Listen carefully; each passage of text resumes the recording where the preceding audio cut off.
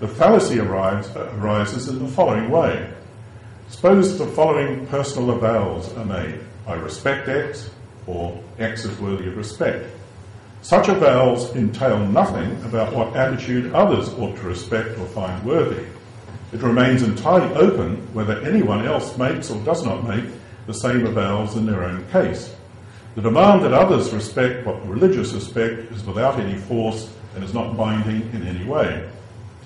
Commonly in the case of religion, such a demand is illegitimately founded upon the sacredness with which religions are imbued and their associated taboos.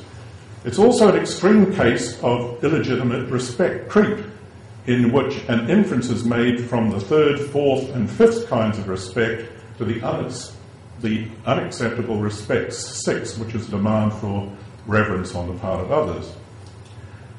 Such respect creep can also be pernicious. Those who revere some X demand that everyone else also revere X on pain of some kind of sanction, punishment, or threat of intimidation or actual intimidation. From the atheist stance, those who respect religion or God or some text are commonly regarded as being under some kind of delusion, to use the title of Richard Dawkins' book. For most kinds of respect, this need not be problematic, as unfortunate as it may be, but in the case of respect 6 with its demands on others, the deluded are attempting to foist their delusions on others, and this is something that the non-religious strongly resist. Hence the decline in respect 3, that of civility and politeness. The phenomenon of respect creep is well described by Salman Rushdie, and here's a quotation from Rushdie. He says, "Respect is one of those ideas no one is against. Everyone wants some of that. But what we used to mean by respect, a mixture of good-hearted consideration and serious attention," this is my respect 1, "has little to do with the new ideological use of the word.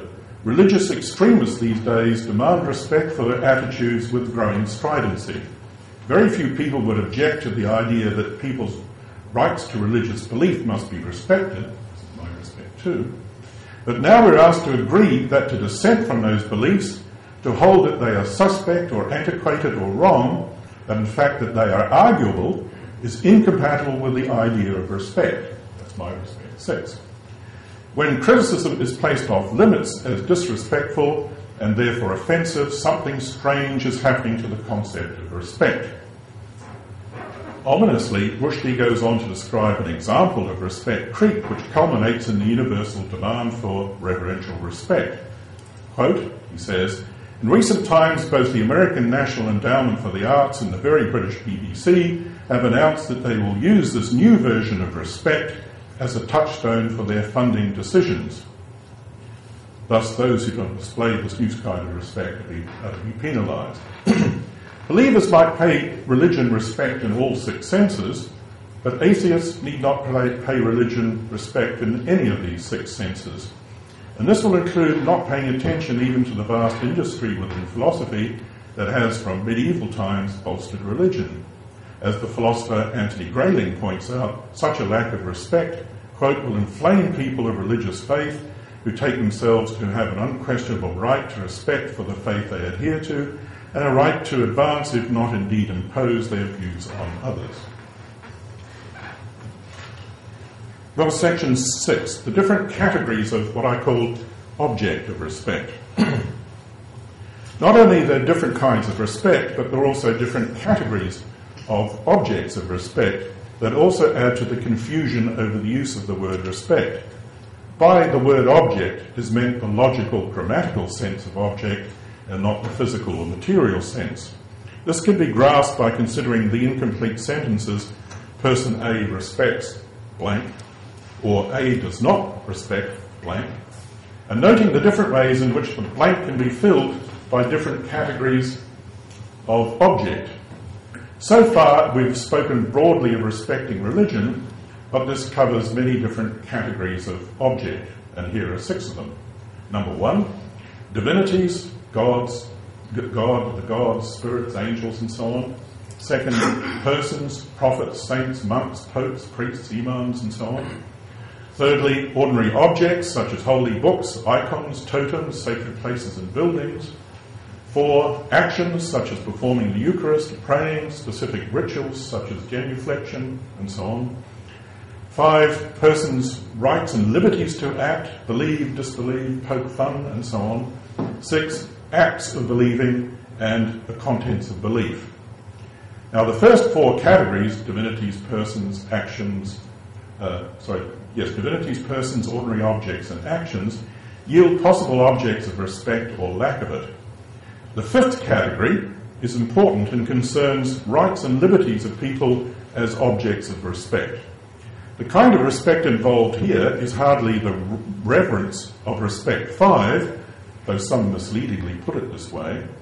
Rather, it is akin more to the secularized respect 1, in which each of us is to pay careful attention to the rights and liberties of others in our dealings with them, or to respect 2, in which each of us is to refrain from interfering in the lawful activities of others. Ataturk's remark illustrates these points. He has no respect for one kind of object, religion, but he has respect for another kind of object, viz., the rights or liberties of people to believe in religion or not, as the case may be. The 6th category raises some important issues, only a few of which I can address here. The term belief is ambiguous in ways not often recognised. Philosophers distinguish between the content of a belief and a person's act or state of believing that content.